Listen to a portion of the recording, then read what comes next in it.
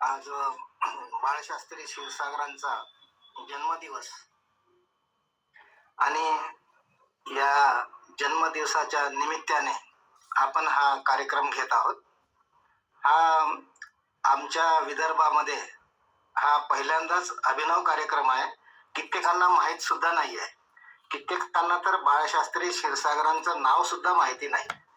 तर अशा अनभिज्ञ प्रदेशामध्ये आता बाळशास्त्रांचा जो सहवास आहे, ज्या लोकांना लाभला आणि ज्या पिरियडमध्ये लाभला, तो सगळा एरिया पुणे, सोलापूर, बेळगाव, आणखी महाराष्ट्रात आणि महाराष्ट्राच्या बाहेरही पुष्कळ त्यांचं कार्य झालेलं आहे.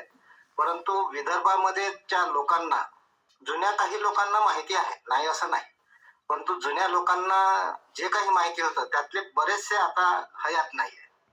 आणि बाळशास्त्र्यांनी जे लिहिलेलं विश्वब्रह्म कुलोत्साह हे जे पुस्तक आहे ते क्वचित काही लोकांकडे विदर्भात सुद्धा आहे. कारण त्यावेळेस सुद्धा विदर्भांचा संबंध बाळशास्त्र्यांशी आलेला होता आणि त्याच्यामुळे क्वचित लोकांकडे त्यांचं पुस्तक आहे, परंतु अधिकांश लोकांकडे ते नाही आहे किंवा त्यांचं केवळ नाव माहिती आहे.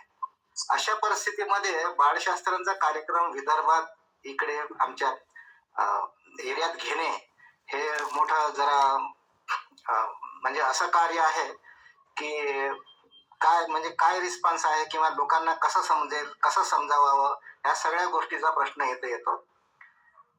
तर बाळशास्त्री क्षीरसागर हे आपल्या समाजाचे एक थोर समाजसेवक, ग्रंथकार, अभ्यासू आणि एका कुलीन अशा मोठ्या घराण्यात त्यांचा जन्म झालेला आहे.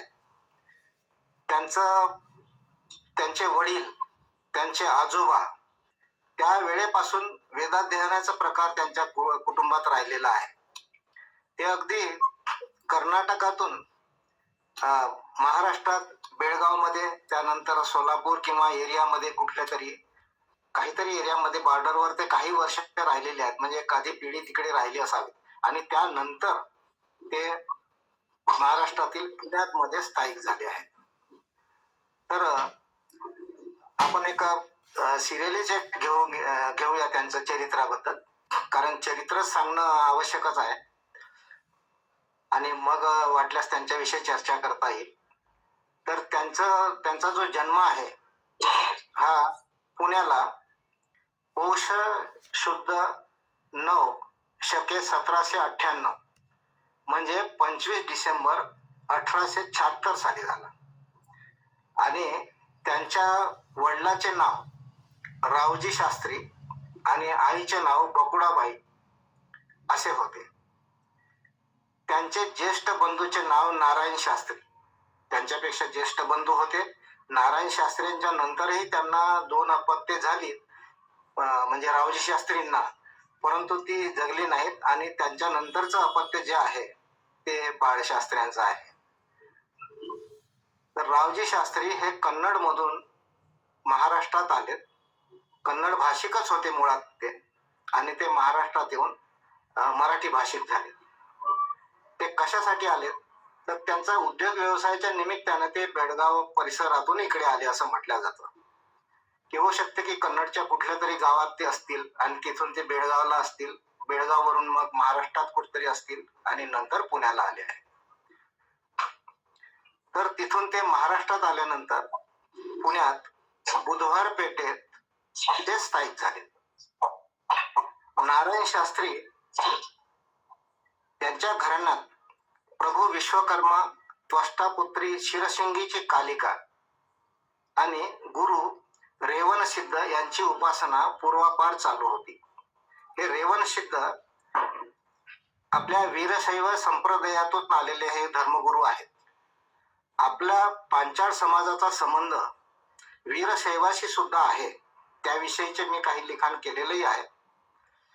तर इथे सांगण्याचं तात्पर्य असं की वीरशैव समाज हा जरी भिन्न असला तरी प्राचीन काळी आणि मध्ययुगामध्ये पांचाळ समाज, शैव समाज आणि पांचाळ शैव समाज, शैव पांचाल आणि शैव विश्वकर्मा असा एक अनुबंध एकमेकाशी जोडलेला असल्यानं त्याचा संबंध तो रेवण सिद्धापर्यंत जाऊन पोहोचतो. रेवण सिद्ध हे प्राचीन म्हणजे 12व्या शतकातले ते गुरु आहेत.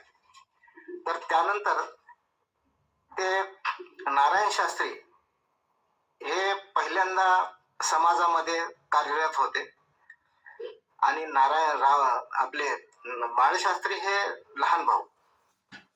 तर त्यांच्या घराण्यात विश्वकर्मा त्वष्टापुत्री शिरशिंगी कालिका, आता कालिका देवी शिरशिंगीची आहे, बहुतेक लोकांना माहिती आहे. तर ते त्यांची ते उपासना त्यांची ते करत असत. तसा म्हणजे आपल्याकडे तसा पुरावाही आहे त्यांच्या पुस्तकात. ते कर्मठ वेद पंडित होते. त्यांनी पंढरपूर येथे सुरुवातीचे काही दिवस वेद पाठशाळा चालवली. वेद पाठशाळा चालवल्याचा एक पावती सुद्धा मला पुण्यातून प्राप्त झाली आहे. तर जेव्हा मी 1994 सोलापूरला आलो होतो, तर तिथे मी सोलापूरला वेदशास्त्र पंडित जनार्दन पंडित, जे आता आपल्या समोर सुधाकरराव पंडित आहेत, आपल्या समोर आहेत, त्यांचे वडील, मी त्यांना भेटलेलो आहे. तर त्यांनी ते सांगत मला की त्यांच्या वडिलांनी नारायण शास्त्रीच्या वेद पाठशाळेत शिक्षण घेतले होते. विद्येसाठी उत्तर हिंदुस्थानात जशी काशी, दक्षिणेत कुंभकोणम, तसे मध्य भारतात पुणे नावाजलेले होते. तेथे 1849-50 मध्ये विश्रामबाग वाड्यात नामांकित संस्कृत विद्यालय होते. त्यात व्याकरण, न्याय, अलंकार, नाटक, धर्मशास्त्र, ज्योतिष्य वगैरे निरनिराळे वर्ग असून शिकविणारे विद्वान पंडित नेमले गेले होते. म्हणजे ही पूर्व परंपरा, विद्वान पंडितांची परंपरा आपल्या समाजात पूर्वापार होती, याचा हा एक पुरावा आहे. आणि बाळशास्त्र्यांचं जीवनचरित्र, नारायण शास्त्र्यांचं जीवनचरित्र हे सगळं तेच सांगते की हा एक आपल्यासाठी पुरावा आहे की खरंच त्यावेळेस आपला समाज कुठल्या लेवलवर होता. आणि अजूनही त्यांचे जे वंशज आहेत, सुधाकरराव पंडित सारखेही वंशज आहेत, त्यांच्याकडेही ही माहिती आहे. तर बऱ्याच गोष्टी त्यांच्या वतीनंही आपल्याला अधिक माहिती मिळू शकतं. नारायण शास्त्री वैदिक साहित्य, उपनिषद, ब्राह्मणे, आरण्यके व पुराण ग्रंथाचे मोठे अभ्यासक होते. तर त्यांनी इसवी सन 1883 साली ज्ञाती निर्णयाचा प्रथम ग्रंथ प्रसिद्ध केला. त्यांचे नाव विश्वब्रह्म कुलोत्साह, जे अतिप्रसिद्ध, सर्वत्र प्रसिद्ध पावलेलं जे पुस्तक आहे ते म्हणजे विश्वब्रह्म कुलोत्साह. त्यांनी अनेक पुस्तकं लिहिली, परंतु त्यापैकीच हा एक महत्वाचं पुस्तक आहे की ज्यांच्या नावानेच बाळशास्त्री ओळखल्या जातात असं म्हटलं तर वावगं ठरू नये. कारण विश्वब्रह्म कुलोत्साह हे पुस्तक अनेक जुन्या लोकांच्या तोंडी आहे आणि ते बाळशास्त्रींचं नाव जरी विसरले तरी विश्वब्रह्म कुलोत्साह या पुस्तकाचं नाव त्यांनी कधीही विसरले नाही, विदर्भातही हे विसरलेले नाही. तर अशा रीतीने 1883 पासून महाराष्ट्रात आपल्या जातीचे नाव विश्वब्राह्मण म्हणून रूढ करणे त्या पुस्तकामुळे सुरू झाले आहे. हे विशेष आहे, त्या पुस्तकामुळे सुरू झालेले आहेत. नंतर बाळशास्त्री नागपूरला आलेले होते आणि नंतर त्यांचे चिरंजीव पद्माकर शास्त्री हे 1960 मध्ये चंद्रपूरलाही आले होते आणि त्यांनी जे काही उद्बोधन केलं त्याचा असा परिणाम झाला विदर्भामध्ये की आपल्या नावापुढे विश्वब्राह्मण लावल्या गेलं पाहिजे. आणि तेव्हापासूनची ती ही रूढी. पूर्वी आमच्याकडे असंही होतं, आजही जुन्या भांड्यावरती जे नाव दिसते, नाव वडिलाचं नाव आणि आडनाव नसते, त्या ठिकाणी पांचाळ असतं. तर अशीच पद्धती होती विदर्भामध्ये. परंतु त्यानंतर मग आडनाव लिहिणं सुरू झालं आणि जातीचं नाव विश्वब्राह्मण लिहिणंही सुरू झालं. कित्येकांनी पांचाळच ठेवलं. आता अधिकांश लोकांचं आडनाव पांचाळच आहे, परंतु बऱ्याच लोकांमध्ये विश्वब्राह्मण हा शब्द रुजला आणि तो वापरातही आहे. तर विदर्भातील समाज बांधवांच्या जुन्या कागदपत्रातून आपल्याला ते हे आडनाव असे दिसून येतात. मराठवाड्यातही पांचाल हे आडनाव अजूनही लावले जाते आणि मराठवाड्यात विश्वब्राह्मण हा शब्द काही फारसा रुजला नाही आणि लोकांनाही फारसा माहीतही झालेला नाही असं मला वाटतं. याचं कारण असं की हा प्रांत बरेच वर्षे म्हणजे आंध्रमध्ये समाविष्ट असल्यानं त्या संस्कृतीमध्ये हा भाग म्हणजे या पद्धतीचं विश्वब्राह्मणाचं रुजूकरण झालेलं नाही असं मला वाटते. तर 100 वर्षापूर्वीही विश्वकर्मा कारागीर समाजात समाज जागृतीची गरज भासू लागली होती. आजच गरज आहे असा त्याचा अर्थ नाही आहे. तर समाज जागृतीची गरज 100 वर्षापूर्वी सुद्धा होती. पेशवे काळाप्रमाणेच इंग्रजी आमदानी सुद्धा हा समाज अनेक संकटांनी ग्रासला होता. ब्राह्मण लोक विश्वब्राह्मण पांचाळांचे अधिकार नाकारत होते. विश्वब्राह्मणांचा छळ होत होता. अशा परिस्थितीत भारतातील काही सुजाण समाज बांधवांनी पुढाकार घेऊन समाजाच्या समस्या मांडण्याच्या हेतूने 1860 साली अखिल भारतीय विश्वकर्मा ब्राह्मण समाज संमेलन घेतलं होतं. ही म्हणजे समाजकार्याची सुरुवात ही अशा पद्धतीनं झालेली आपल्याला दिसून येते. त्यामुळे विश्वकर्मा ब्राह्मण, जांगीड ब्राह्मण, पांचाल ब्राह्मण, धीमान ब्राह्मण, मैथिली ब्राह्मण, विश्वब्राह्मण असे नावं घेऊन समाज जागृती होऊ लागली होती. अर्थात 1860 साली ही परिस्थिती अशी आता सारखी नव्हती. खूप कठीण परिस्थिती होती. तो एक म्हणजे इंग्रजाचा जरी काळ असला तरी त्यामध्ये पेशवाई बरीच रुजलेली आणि जशीच्या तशी टिकलेली दिसून येत होती. तर पेशवाई संपल्यानंतर पुणे शहरात काही वेदशास्त्र संपन्न विश्राम भट नावाचे विद्वान होऊन गेले. ते धर्मशास्त्र, यज्ञविधी, ज्योतिष यात अगदी पारंगत होते. त्यांनी विश्वब्राह्मण समाजास धार्मिक शिक्षण मिळावे म्हणून भाऊ सातारकर यांचे छापखान्यातून काही धार्मिक ग्रंथ प्रकाशित केले व समाजास उपलब्ध करून दिले. काही नारायण शास्त्रींनी यांचेही समकालीन होते. नारायण शास्त्रींना राजे, रजवाडे व विद्वान पंडिताकडून वर्षासन मिळत असे. वर्षासन म्हणजे काही पैसे मिळत असत. त्यांनी आपल्या समाजहितार्थ पाठशाळा, ग्रंथसंग्रहालय यातून विद्या व्यासंग जपला. आपले कनिष्ठ बंधू काही बाळशास्त्री क्षीरसागर यांना त्यांनी प्रेरणा दिली. बाळशास्त्री क्षीरसागर हे जसे अत्यंत चिकित्सक बुद्धीचे विद्वान होते तसेच ते समाज हितदक्ष, कर्तबगार समाजसेवकही होते.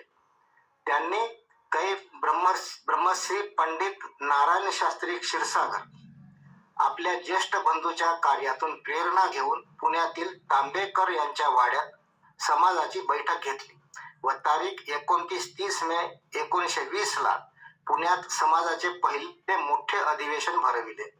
हे अधिवेशन अखिल भारतीय जरी नसले तरी या अधिवेशनाला दक्षिण भारतातील प्रख्यात विद्वान हजर होते. त्यात मद्रासहून ब्रह्मश्री बी. कल्याण सुंदराचार्य, राजम जिल्ह्यातून ब्रह्मश्री एम.सी. आचार्य, गुंटूर जिल्ह्यात ब्रह्मश्री कोंती वीरभद्राचार्य, नेल्लोर जिल्ह्यातून ब्रह्मश्री के. कोटयाचार्य, कृष्णा जिल्ह्यातून ब्रह्मश्री पंडित षण्मुखाचार्य शास्त्री, विजापूर जिल्ह्यातून वेदमूर्ती नारायणाचार्य प्रभाकर, बेळगाव जिल्ह्यातून रामचंद्र जीवाजी मेस्त्री, नागपूरहून सांब रघुनाथ भिवापूरकर. नागपूरकरांनी याची नोंद घ्यावी की नागपूर वरून सुद्धा एक व्यक्ती या 1920च्या पुण्याच्या अधिवेशनास हजर होते आणि त्यांचं नाव होतं सांब रघुनाथ भिवापूरकर. आणि महाराष्ट्र, कर्नाटकातील समाज बांधव मोठ्या संख्येने उपस्थित होते. या संमेलनाच्या स्वागत कमिटीच्या अध्यक्षपदावरून भाषण करताना बाळशास्त्री म्हणाले की बाळशास्त्र्यांचं भाषण थोडंसं बरंच मोठं आहे, मी थोडक्यात सांगतो की मद्रास व म्हैसूर राज्यातील अर्थात 1920 साली आपल्या समाज बांधव, आपले समाजसेवक, समाजधुरीण कसे विचार मांडत हे आपल्याला इथून सांगायचं आहे. म्हणून मी हे मुद्दाम उद्धृत करत आहे.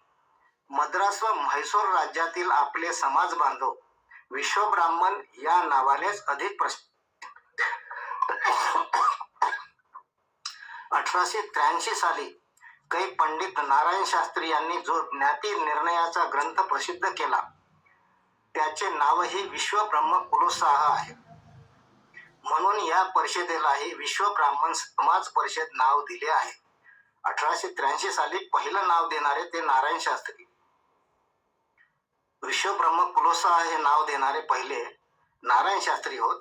त्यांनीच ते विश्वब्रह्म कुलोत्साहाचे पहिले 3 प्रकरण लिहून पुढचे प्रकरण बाळशास्त्र्यांना सुपूर्द केले होते. तर ते 1883 पासून हा शब्द विश्वब्रह्म हा शब्द तेव्हापासून सुरू झाला आणि तो 1920च्या या अधिवेशनामध्ये विश्व ब्राह्मण समाज परिषद अशा रीतीने तो रूढ झाला आहे. वेदकाळी विश्व ब्राह्मणाचे मुख्य 2 धंदे होते. एक यज्ञीय शिल्प बनविणे आणि 2 पौरोहित्य करणे. परंतु पुढे चोल राजाच्या काळापासून यज्ञीय शिल्प कमी होत जाऊन मूर्तिशिल्प वाढले. चंद्रगुप्त मौर्याचे वेळी व सम्राट अशोकाचे कारकिर्दीत या समाजाचा दर्जा ब्राह्मणाबरोबर होता. ब्राह्मण आणि विश्वब्राह्मणांची वस्ती एकाच ठिकाणी असे. आपला समाज राजाश्रयाखाली होता. या समाजाच्या लोकांना त्रास देणाऱ्यास मृत्यूदंड होता.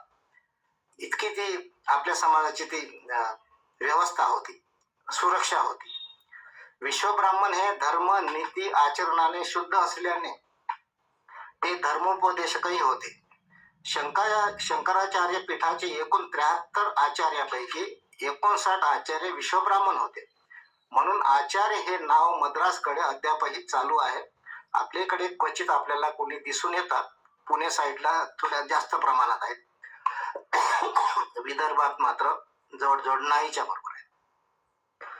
तर मूर्ती करणे, मूर्तीची प्राणप्रतिष्ठा करणे हे विश्वब्राह्मणाचे कार्य होते.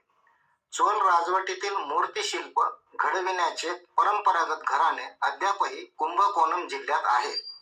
पुढे पौरोहित्याचे काम ब्राह्मणांनी हिसकावले. शिल्पकारांची ओळखही सोनार, पोद्दार, सुतार, लोहार असे धंदेवाईक झाले. हा काळाचा महिमा आहे. कारण विश्वब्राह्मण म्हणणे, सन्मान दर्शवणे हे पुढच्या काळामध्ये दुरापास्त झालं आणि सरळ सरळ सोनार म्हणणे, पोद्दार, सुतार म्हणणे, लोहार म्हणणे अशा पद्धतीचे त्यांची नावं येत गेली आहे. या संमेलनाचे अध्यक्ष म्हणून रा. गणेश हरी पारखी BA LLB हे तरुण वकील होते. 1920 सालचं जे अधिवेशन भरलं होतं त्याचे जे अध्यक्ष, संमेलनाचे अध्यक्ष होते ते गणेश हरी पारखी होते. त्यांनी सहकारितेचे व शिक्षणाचे महत्व विशद केले. त्या काळात शिक्षण आणि सहकार्य या विषयाला सुद्धा महत्व होतं. ते आज आधुनिक काळात निर्माण झालं असं नव्हे, त्या काळातही होतं. ते काय म्हणतात बघा, 30 कोटी हिंदुस्थानातील लोकांमध्ये सुशिक्षिताचे प्रमाण 7 ते 8% आहे. रशियासारख्या रानवट देशातही सुशिक्षिताचे प्रमाण हिंदुस्थानापेक्षा जास्त आहे. म्हणून आमच्या लोकात शिक्षणाचे प्रमाण वाढवावे लागेल. त्यासाठी आपल्याला शिक्षण फंड जमा करावा लागेल. आज अशा तऱ्हेचा फंड कोल्हापुरातील लोकांनी जमविला आहे व छत्रपती शाहूंची मदत मिळविली आहे. त्यामुळे विद्यार्थ्यांसाठी शिक्षण, भोजन व निवासाची व्यवस्था झाली आहे. महत्वाचे शैक्षणिक कार्यास करवीर सरकारने मदत केल्याबद्दल श्रीमंत महाराज शाहू छत्रपती व त्यांच्या सरकारचे मी मनपूर्वक आभार मानून कृतज्ञता व्यक्त करतो, असे हे संमेलनाचे अध्यक्ष गणेश हरी पारखी म्हणतात. बाळशास्त्री क्षीरसागरांनी औद्योगिक शिक्षण संस्था उभ्या करण्यावर ठराव मांडला. त्या संमेलनामध्ये अशा अनेक स्त्री शिक्षण, रोजगार, पतपेढी, शिल्पविद्या आदी विषयावर महत्वाचे निर्णय घेण्यात आले. सन 1920 पर्यंत पुण्यात आंध्रमधून कामासाठी अनेक विश्वब्राह्मण कुटुंब येऊन स्थिरावली होती. कित्येकांचे सुवर्णकाराचे आणि सराफाचे व्यवसाय भरभराटीस आले होते. हा समाज आर्थिकदृष्ट्या सुदृढ झाला होता. त्यामुळे त्यांच्यातही सामाजिक ऐक्य होऊन सामाजिक कार्य करावे अशी भावना वाढीस लागली. त्यातूनच बाहेरून येणाऱ्यांसाठी धर्मशाळा असावी असा विचार पुढे आला आणि 1920 साली प्रथमच समिती गठीत करण्यात आली. त्यांचे नाव विश्वब्राह्मण तेलुगू समाज पुणे असे होते. या समितीत आताचे पुण्याचे विश्वब्राह्मण कमिटीचे कार्यकर्ते श्री अनिल रामचंद्र शिंगीतम, आता ते मरण पावलेले आहेत. तर अनिल रामचंद्र शिंगीतम यांचे आजोबा सुद्धा आंध्रमधून येऊन स्थायिक झाले होते. यांना मी भेटलेलो आहे आणि यांच्याकडे मी थांबलेलोही आहे, अनिल रामचंद्र सिंग इथं. तर तेही सक्रिय कार्यकर्ते होते, त्यांचे आजोबा सुद्धा सक्रिय कार्यकर्ते होते. त्यांनी मला सांगितलं त्या काळचे मीटिंग नोटीस कार्ड व अन्य अहवाल उपलब्ध झाले आहेत. त्या काळात जे समाज कार्य करत त्याचे मीटिंगचे कार्ड माझ्याजवळही आहेत. 3-4 कार्ड मी ठेवलेले आहेत. 14 जानेवारी 1925 रोजी झालेल्या बैठकीत वार्षिक आढावा घेण्यात आला. तेव्हा सेक्रेटरीने आपल्या निवेदनात म्हटले की आम्ही उच्च म्हणत मागे पडत चाललो आहोत. हे खरोखर लाजिरवाणे आहे. व्यक्तिशः जर विचार केला तर आज आपल्या समाजात क्वचित कोणी सापडू शकेल की ज्याची रोजी 2 रुपयापेक्षा कमी आहे. आता बघा, त्यांनी मोठ्या ह्याच्याने सांगितलेलं आहे की आमच्या कारागिराची रोजी 2 रुपये 1925 साली, म्हणजे आजपासून 100 वर्षापूर्वीची गोष्ट आहे, तर 2 रुपये रोजी होती. जी 2 रुपये आजच्या हिशोबाने जर विचार केला तर 1000 पट रोजी वाढायला पाहिजे.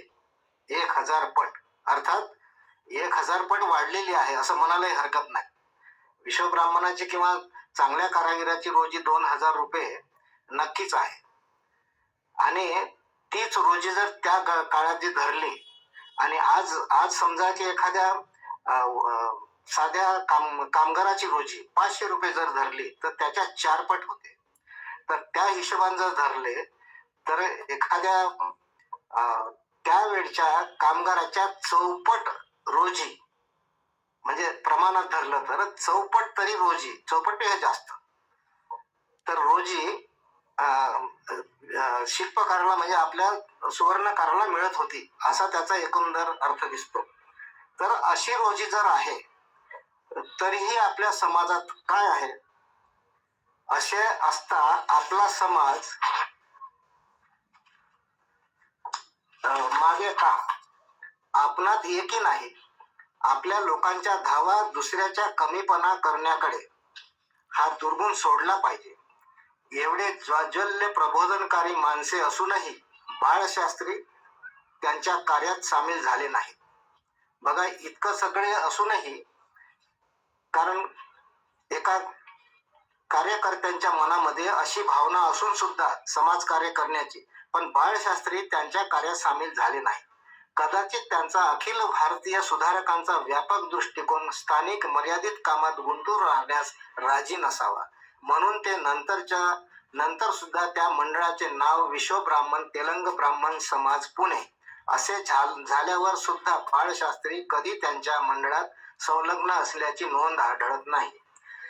अर्थात पुण्यात अनेक संस्था निर्माण झाल्या, तेलुगूतून आंध्रमधून आलेल्या लोकांचाही समुदाय तिथे निर्माण झाला. त्यांनी संस्था निर्माण केल्या, त्यांनी विश्वब्राह्मण तेलंग ब्राह्मण समाज असं नावही ठेवलं.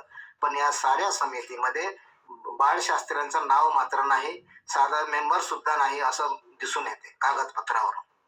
बाळशास्त्रींनी समाज जागृतीसाठी अनेक प्रांतात दौरे केले. 1920 साली पुण्यात भरलेल्या अधिवेशनाचाच बोलबाला भारतभर पसरला. 1924 साली विश्वकर्मा ब्राह्मण नावाने दुसरे अखिल भारतीय महाधिवेशन हाजीपूर बिहार येथे घेण्यात आले. त्यात मद्रास पासून तर दिल्ली, राजस्थान, बंगाल अशा सर्व प्रांतातील विद्वान उपस्थित होते. बाळशास्त्री क्षीरसागरांनीही ती सभा गाजवली. तिकडे तर ब्राह्मण लिहिण्याचीही अनुमती नव्हती. प्रस्थापित ब्राह्मणाचा कट्टर विरोध होता, परंतु नंतर ही अनुमती सरकारकडून या अधिवेशनानंतर मिळाली. 1934 मध्ये सुद्धा आचार्य चतुर्सेन शास्त्री यांच्या अध्यक्षतेखाली बनारस येथे अखिल भारतीय विराट संमेलन झाले. याची फलश्रुती म्हणजे विश्वकर्मा आडनाव लावणे सुरू झाले. 1934 मध्ये कुठे विश्वकर्मा हे आडनाव लावणं उत्तरेत सुरू झालं होतं व पंचरंगी ध्वज निश्चित झाला होता आणि राज्यातून विश्वकर्मा समाजाची नियतकालिके निघू लागली. विश्वकर्मावरची पुस्तके छापल्या जाऊ लागली. बाळशास्त्री क्षीरसागरांनी हे कार्य तर आधीच सुरू केले होते. त्यांनी प्रथम संस्कृत कानडी पुस्तकांचे भाषांतरे प्रसिद्ध केली. त्यात विश्वब्रह्मपुराण इसवी सन 1907, विश्वकर्मान्वय भूषण 1907, पांचाल ब्राह्मण निर्णय 1907, कालहस्ती मुनिकृत विश्वकर्मा पुराण 1908, विश्व ब्रह्मोपनिषद व गोत्रकांड 1911, कौशलागम अथवा मूलस्तंभ 1911, विश्व ब्राह्मण पांचालांचा प्राचीन व अर्वाचीन इतिहास म्हणजे एथनोग्राफिकल नोट्स 1911, ऋग्वेदी श्रावणी प्रयोग आश्वालायन, चांगदेवकृत मूळस्तंभ, विश्व ब्राह्मण ज्ञाती संबंधी ऐतिहासिक लेख संग्रह 1931, विश्व ब्राह्मणाकरता प्रश्नोत्तर पत्रिका खानेसुमारी संबंधी आवृत्ती 1920, विश्व ब्राह्मण रत्नमाला अथवा नाराशंस ब्राह्मण रत्नमाला 1932 इत्यादी ग्रंथ छापून समाजात प्रस्थापित केले. त्यांनी विश्व ब्रह्मवृत्त नावाचे मासिक बरीच वर्षे चालवले. तसेच विश्वकर्म धर्म जीर्णोद्धार नावाचे पुस्तक रूपाने मासिक 1913 मध्ये सुरू केले होते. त्याचप्रमाणे 1904 मध्ये सुद्धा सुप्रसिद्ध महासत्पुरुष श्री नरहरी महाराज यांचे संक्षिप्त चरित्र प्रसिद्ध केले होते. त्याची वाढीव आवृत्ती 1914 मध्ये सुप्रसिद्ध साधू व सत्पुरुष श्री नरहरी महाराज यांचे चरित्र व अभंगाची गाथा या नावाने प्रसिद्ध केली. त्यांचे सर्वात महत्वाचे कार्य म्हणजे कै नारायण शास्त्री क्षीरसागर यांनी लिहिलेले विश्वब्रह्म कुलोसा हा ग्रंथ तेव्हा 4 प्रकरणात होता. त्यात आणखी भर घालून माहिती घालून परिवर्तित 10 प्रकरणात तो पूर्ण केला. त्यांच्या 1921 पर्यंत 4 आवृत्त्या निघाल्या. पहिल्या 2 प्रकरणात कोणतीच भर घातली नाही, परंतु नंतरच्या 2 प्रकरणात भर घालून व अन्य प्रकरणे इतिहास व कोर्ट कचेऱ्याचे दाखले, कायदे, सरकारी अधिनियम यांनी परिपूर्ण माहिती देऊन ग्रंथ सजविला. या ग्रंथाविषयी मोठमोठ्या नियतकालिकांनी उत्तम अभिप्राय लिहून गौरविले आहे. पुण्याची केसरी 16/5/1922, मुंबईचे प्रबोधन पत्रिका 16 मार्च 1922, कोल्हापूर हंटर 29/1/1926, तसेच रावसाहेब वझे, वीरा शिंदे, नारायण शास्त्री मराठे, वादा मुंडले या मान्यवरांनी ग्रंथाला वाखाणले. रावसाहेब वझे हे नाशिकला होते आणि रावसाहेब वझ्यांचं कार्य म्हणजे त्यांनी शिल्पशास्त्रावरती संशोधन केलं. त्यांचं पुस्तक अजूनही उपलब्ध आहे. तर एवढे हे महत्वाचे रावसाहेब वझे यांनी शिल्पशास्त्रीय ग्रंथावर कमेंट्स करून भारतीय शिल्पशास्त्र या नावाचं पुस्तक लिहिलेलं आहे. त्या पुस्तकाच्या आधारे नंतर अनेक लोकांनी पुस्तकं लिहिली. वीरा शिंदे हे समाज कार्यकर्ते होते, त्यांनी सुद्धा वाखाणलं आहे. नारायण शास्त्री मराठी ज्यांनी नंतर केवलानंद सरस्वती असं नाव धारण केलं आणि ते धर्मगुरू होते, त्यांनी लक्ष्मण शास्त्री जोशींचे ते गुरुजी होते, त्यांच्या हाताखाली ते शिकलेले. तर हे नारायण शास्त्री मराठे, त्याच्यानंतर वादा मुंडले, हे सगळे विद्वान व्यक्तींनी या ग्रंथाला वाखाणला आहे त्या काळात 1921 ते 26च्या काळामध्ये. या ग्रंथाच्या अनुक्रमणिकेवरून ग्रंथाची योग्यता लक्षात येते. 1921च्या 4थ्या आवृत्तीमध्ये जे 10 संग्रह आहेत त्यात विविध विचारांची त्यात माहिती आपल्याला दिसून येते आणि तो अत्यंत महत्वाचा ग्रंथ बाळशास्त्र्यांनी अनेक समाजावर गुदरलेल्या कोर्ट कचेऱ्यातील खटल्यांच्या निकालाचा पुरावा देणारा सुद्धा तो ग्रंथ आहे. संपूर्ण ग्रंथात प्रमाणे देऊनच विवेचन केले आहे. याच्या लिखाणासाठी 400 ते 500 ग्रंथाचा होता. त्यात वैदिक, संस्कृत, इंग्रजी, मराठी, कानडी, तेलंगी, तामिळ अशा ग्रंथांचा त्यांनी संदर्भ ग्रंथ म्हणून वापर केला. म्हणूनच हा समाजाचा महत्वपूर्ण ग्रंथ ठरला आहे. बाळशास्त्री पक्के जात्याभिमानी होते. जातीची श्रेष्ठता त्यांनी पुराव्यानिशी वारंवार सिद्ध केली आहे. शास्त्राधारा वाचून जात ठरत नाही. प्रायश्चित्त, औषध, मुहूर्त आणि जातीचा निर्णय या 4 गोष्टी जो शास्त्राधारा वाचून ठरवेल त्याला ब्रह्महत्येचे पातक लागते. विश्वकर्मा वंशीय हे मुळात ब्राह्मण असून तथाकथित ब्राह्मणांनी विश्वकर्मियांना सतत शूद्र ठरवण्याचा प्रयत्न चालवला होता. म्हणून त्याविरुद्ध समाज बांधवांना जागृत करण्याचा त्यांचा प्रयत्न होता. बाळशास्त्री क्षीरसागरांचा समाज जागृतीचा अधिकांश भर हा वैदिक आचरणावर होता. प्रत्येकाने वैदिक पद्धतीने आचरण, यज्ञ, पूजापाठ, अनुष्ठान केल्यास आपण खऱ्या अर्थाने विश्वब्राह्मण होऊ आणि आपले जे प्राचीन वैभव होते ते पुन्हा प्राप्त होईल असे त्याचे म्हणणे होते. परंतु बदलत्या युगानुसार तसे घडले नाही. शिक्षण, स्वातंत्र्य, समानता आणि माणसाच्या अधिकाराची जाणीव झाल्यावर बंदिस्त व्यवसायही खुले झाले. उत्पन्नाची साधनेही सर्वांसाठी मुक्त झाली. शिक्षणाने उच्च नीचतेचा भेदही मिटत आला आणि औद्योगिक क्रांतीने अंगमेहनतीची बरीचशी कामे यंत्रे सांभाळू लागली. त्यामुळे शिल्पकारावरची आपली मक्तेदारी संपली. शिल्प निर्मितीतील काही कसब जरी शिल्लक असली तरी आधुनिक काळात त्याचे मोल मिळेनासे झाले. ज्योतिषांचा व्यवसाय शिल्पकारांचा न राहता स्वतंत्र झाला. पौरोहित्य सुद्धा तुरळक लोकांनीच सांभाळून ठेवला. एकंदरीत सर्व अंगाने समाजाची पीछेहाट झाली. त्यामुळे स्वतःला श्रेष्ठ दर्जाचे ब्राह्मण म्हणवून घेण्याची वृत्ती काहीच कामाची राहिली नाही. बाळशास्त्रींची झेप खूप मोठी होती. त्यांचेपासून प्रेरणा घेऊन नंतरच्या पिढीने जुन्या नव्याचा समन्वय करून जुन्या तंत्राला नवी विज्ञानवादी जोड दिली असती आणि नव्या समाजाच्या नव्या अभ्यासाचे सातत्य राखले असते आणि सतत प्रबोधन झाले असते तर समाज बदलत्या युगाला टक्कर द्यायला सिद्ध दिसला असता. तरी परंतु बाळशास्त्रींनी केलेल्या कार्याची दखल घ्यावीच लागेल. कारण त्यांची धर्माच्या नावाने का असेना मरगडलेल्या समाजात चेतना ओतली. विश्वकर्माच्या लुप्त झालेल्या साहित्याला उजागर केले. स्वाभिमान जागृत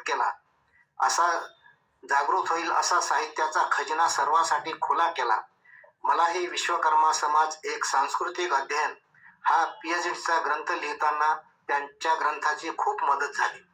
आता त्यांच्या साहित्याचा आधुनिक समाज बांधवाने कसा वापर करायचा हे ज्याचे त्याने ठरवायचे आहे. बाळशास्त्रींनी आपले जीवित कार्य आयुष्याच्या अखेरपर्यंत चालू ठेवले. त्यांचा मृत्यू अश्विन शुद्ध 6 शके 1865 म्हणजे 6 ऑक्टोबर 1946 साली झाला. काही ग्रंथात किंवा 5 ऑक्टोबर असाही उल्लेख दिसतो. होऊ शकते की कालगणनेचा जो आहे मराठी कालगणना ही सूर्योदयापासून सुरू होते तर इंग्रजी कालगणना ही रात्री 12 पासून सुरू होते. त्याचा हा प्रभाव असावा. असो, समाज जागृतीसाठी ते शेवटपर्यंत लिहित राहिले. मासिक पत्रिकाही चालवत राहिले. यज्ञयाग आणि नैमित्तिक धार्मिक कर्मे यात कधी खंड पडला नाही. तोच वारसा त्यांनी आपल्या मुलाला पद्माकर शास्त्रींना दिला. पद्माकर शास्त्रींनी स्वतःचे काही लेखन केले नाही, परंतु बाळशास्त्रींनी घालून दिलेल्या नीतिमत्तेचा, ज्ञानाचा प्रचार केला. 1960 साली चंद्रपूर येथे अखिल भारतीय विश्व ब्राह्मण परिषद भरविल्या गेली. तेथे येऊन पद्माकर शास्त्रींनी उद्बोधन केले. त्यांचे पुत्र निरंजन शास्त्री आहेत. ते आपल्या पूर्वजांचा अध्ययनाचा वारसा चालवू शकले नाही. बाळशास्त्रींनी बांधलेले दुमजली मातीचे घर अजूनही पडक्या अवस्थेत आहे. मी ते स्वतः पाहिलेले आहे. निरंजन शास्त्री तिथेच राहतात. मी त्यांची भेट घेतली, परंतु नारायण शास्त्रींचा व बाळशास्त्रींचा ग्रंथसाठा कुठे गेला हे मात्र समजू शकलो नाही, कारण ते त्याविषयी काही बोलायला तयार नव्हते. बाळशास्त्री तर इहलोक सोडून आज 82 वर्षे झाली, परंतु त्यांचे नाव आणि त्यांचा ग्रंथ विश्वब्रह्म कुलोत्साह अजूनही अभ्यासकांना प्रेरणा देत आहे. बाळशास्त्री या निमित्ताने त्यांच्या ग्रंथाच्या रूपाने चिरंजीव आहेत, ते अजरामर आहेत असं मला वाटते. बाळशास्त्र्यांची ही माहिती मी अनेक ग्रंथातून मिळवून ती आपणा समोर सादर केलेली आहे. आपण त्यांचा अर्थ नीट समजून घ्यावा. बाळशास्त्रींचं महत्त्वही समजून घ्यावं. आपल्या समाजाला जे आपण विश्वब्राह्मण का म्हणतो हे बाळशास्त्रींनी ठरवलेले शब्द आहेत आणि म्हणून त्यांचं महत्त्वही आज आहे. आज आपल्या समोर जे आपले समाज बांधव ऐकत आहेत त्यांच्या प्रती मी कृतज्ञता व्यक्त करतो आणि आजचा हा कार्यक्रम शेवटास जाण्यासाठी मी अनिल वंगलवारांना पुढची सूत्रे देतो. धन्यवाद मामाजी. आज शास्त्री क्षीरसागर यांची जयंतीनिमित्त खरंच एक महत्त्वाचा मुद्दा आम्हाला समजला, की कशाप्रकारे समाजातले काही पुढारी व्यक्ती, काही समाजसेवक कसे संघर्ष करायचे, समाज कसा प्रगती करेल त्या दृष्टीनं कसे झटत राहिले, पूर्ण आयुष्य त्याच्यामागे पणाला लावलं. हे खरंच तुमच्या माध्यमातून मला आज कळालं आणि माझ्यासोबत जे पण आजच्या कार्यक्रमात उपस्थित आहे त्यांनाही कळालेलं आहे. आणि माझी अशी विनंती आहे की जे कोणी आता उपस्थित आहे त्यांनी याच्यावर काही प्रश्न असतील तर त्यांनी विचारावं प्लीज. एक जिज्ञासा समाजसेवेची नेहमीच राहिलेली आहे. तर कसं आहे की समाजसेवा आज आपण सुरू केलेली आहे. खूप छोट्या प्रमाणात असो, छोटंसं पाऊलच का नाही, परंतु कशा पद्धतीनं समाजाची प्रगती होऊ शकते. म्हणजे आज विश्वकर्मा हा नाव जे आपण आज वापरत आहोत, तर हे नाव सहजासहजी आपल्यापर्यंत पोहोचलं नाही. त्याच्यासाठी खूप मोठा संघर्ष, इतिहासातली माहिती, आपलं वैदिक साहित्य एकत्रित करून अनेकांपर्यंत संघर्षमय पद्धतीनं पोहोचलं. तेव्हा जाऊन कुठं आपल्याला एक नाव सापडतं किंवा आपण अभिमानाने म्हणतो की मी विश्व ब्राह्मण पांचाळ समाजाचा एक जागरूक व्यक्ती आहे किंवा समाज बांधव आहे. तर खरंच आजच्या कार्यक्रमात ते सर्व जाणायला मिळालं मला. मला वाटतं की कोणाचे प्रश्न. आम्ही बोलूच का? हां, बोला ना, बोला ना. बोला. हा, मी ऐकलं पूर्ण. मला छान वाटलं कार्यक्रम. मग आपण आज काय करू शकतो समाजासाठी? आज समाजासाठी म्हणजे आज समाजासाठी आता आज काय करू शकतो म्हटलं की अनेक त्याला मार्ग आहेत की समाजासाठी म्हणजे कुठल्या अंगाने आपण काय करू शकतो हा प्रश्न आहे. म्हणजे सामाजिक संघटना बांधल्यानंतर आपण आपले जे ध्येय ठरवतो ते ध्येय कुठल्या विषयासंबंधी असतील त्यानुसार आपल्याला वाटचाल करावी लागते. समाजासाठी काय करू शकतो? आपल्या जसं आता तुम्ही सांगितलं की आपली एक संस्था होती, त्याची मदत मिळाली आणि गरीब मुलं शिकले. तसं आपण आज तशी अवस्था नाही ना आपली. नाही. तर त्यासाठी काय, काल एक आपल्या समाजाची एक स्त्री आली होती आपल्याकडे. त्याचा मुलगा आता ऍडमिशन घेतला, फीला पैसे नाही, ते पैसे वगैरे फिरत होते. तिथं प्रश्न उद्भवला, आपण समाजासाठी काय करू शकतो? हो, समाजासाठी काय करू शकतो हा प्रश्न सगळ्यांना माहीतच आहे की आपल्याला जशी गरज आहे तशी संघटना बांधायची आहे ना.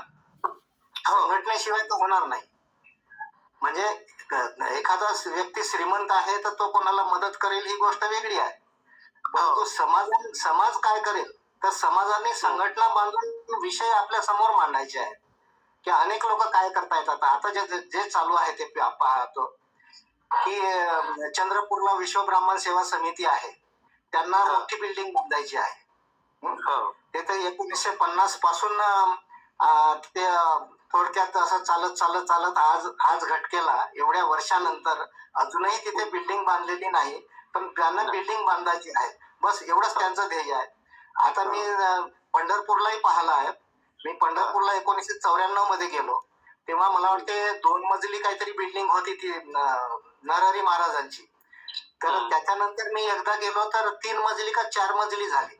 आणि त्याच्यानंतर काय झालं की म्हणजे लोकांना बिल्डिंग बांधायची आहे तर ते बिल्डिंगच बांधतील, म्हणजे मंदिर बांधायचं आहे तर ते मंदिरच बांधतील. लोकांना काय हवं आहे ते लोक ठरवतील आणि त्यानुसार पैसा त्याचा वापर करतील.